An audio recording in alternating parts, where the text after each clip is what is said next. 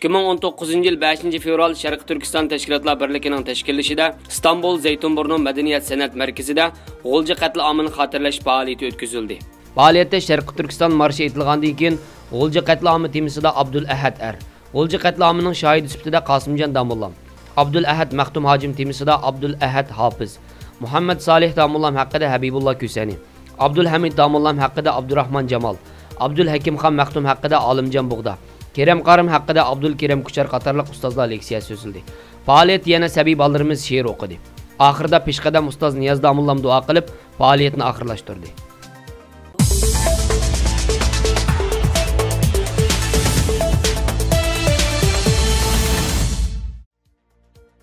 Zimiston to'ri Sharq Turkistonning ma'lum bir shahardan tortilgan suratlar asosida Uyg'urlar uchrayotgan kamsitishni va rayondagi chekidan oshgan bexatarlik tadbirlarini fosh qildi. Zimiston to'rining 5 fevral kuni tarqatgan xabardan qaraganda, Uyg'urlarning hammasi doiralar tomonidan xuddi terrorchilardek muomalaga uchirmoqda ekan. Xitoy hukumatı har qadamda Uyg'urlarning samiga ularni bir tahdid deb qaraydiganligini selib turdi ekan. Yerlik doiralar hozir joylardagi o'ttira va cho'ng ko'lamlik talab bozorlarining pul to'laydigan o'rinlarning atrofini butunlay to'mir reshatka bilan o'rib etishni buyruq qilgan bo'lib, bu ularning atalmish terrorlikdan saqlanish tadbirlarining biri ekan.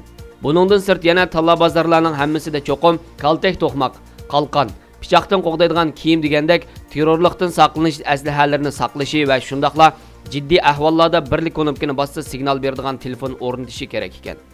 Bir do'kon xo'jayini muxbirga bu telefonlarni ishlatish fursati bo'lib baxmag'ashqa to'pi besib ketganligini, bu telefonni o'rnatishning majburiy ekanligini, do'konida yuqoridagi asboblar bo'lmaganlarning do'koni taqilib, do'kon egallarining tarbiyalashga avatildiganligini aytgan. Ma'lum bo'lishicha, Xitoy doiralari yana joylarda uy ijaraga kelib o'ltirgan Uyg'urlardan baq qattiq ehtiyot qiladi ekan. Shunga har qanday ijaraga beriladigan uyga nazorat kamerasi o'rnatish shart ekan. Sharq Turkistondagi nihoyat oddiy ijara uylarining o'ziga qilchimi moslashmaydigan esil to'mir bexatarlik eshiklari o'rnatganligi, doiralarning aholilarni ijara uylariga bunday eshiklarni o'rnatishga majburlaydiganligi va o'rnatmaganlarning o'xshashlar tarbiyalashga avatildiganligi tilga ilingan.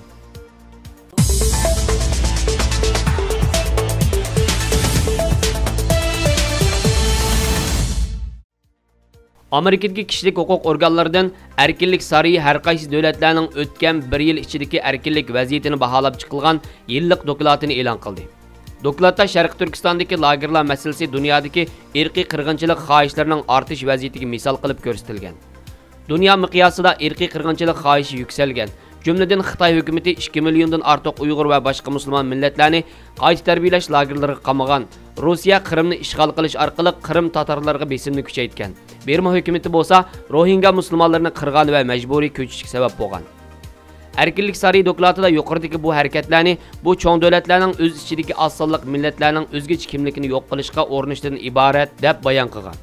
Dokladdan qaraganda, Xitoy bu yilmi dunyodagi erkin bo'lmagan davlatlar qatoridan o'rin olgan bo'lib, u shundaqla yana dunyo internet tor cheklamasi va yuqori texnikalik nazorat sistemasining umumlashishida boshlamchilik rol o'ynamoqda ekan.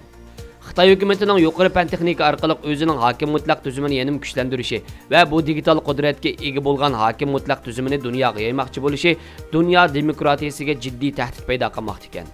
Xitoy hukumatining Xitoy ichida besim siyosati yurgizib qolmay, balki chet ellardagi Uyg'ur jamoatini yaqindan ta'qib qilib, ularni tahdid ostiga olganligi tilga ilingan.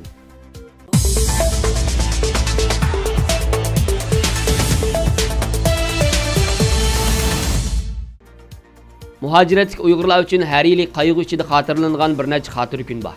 Ana shularning biri 1997 yil 5 fevral kuni. G'o'lji yoshlarining milliy kamsitishga qarshi turish va diniy e'tiqod erkinlik talab qilish mazmunidagi norozilik namoyishining qonliq bostirilishiga bag'ishlangan. Shuningdan e'tiboran muhojiratlik Uyg'urlar dunyoning har qaysi joylarida bu kunning norozilik namoyishi va boshqa shakllardagi xotirlash faoliyatlari tashkillab, shu vaqtda Uyg'urlarning haq huquqlarini talab qilib, aziz jonlardan ayrilgan o't yurak yigit-qizlarni, shuningdek o'xshash bo'lmagan qamoq jazolariga hukm qilingan begunoh azimatlarni xotirlab kelmoqda. Bu yilmi dunyoning boshqa joylaridagi Uyg'ur muhojirlarga o'xshash Amerika Uyg'urlarimi bu qatimki xotirlash faoliyatini Washington shahridagi Xitoy elchixonasi oldida o'tkazdi.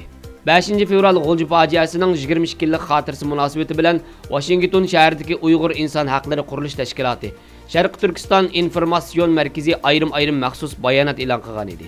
Ma'lum bo'lishicha, 5 fevral fojiasi munosabati bilan Dunyoning har qaysi joylaridagi Uyg'urlar tangligidagi Xitoy elchixonasi va konsulxonalari oldida norozilik namoyish tashkillagan.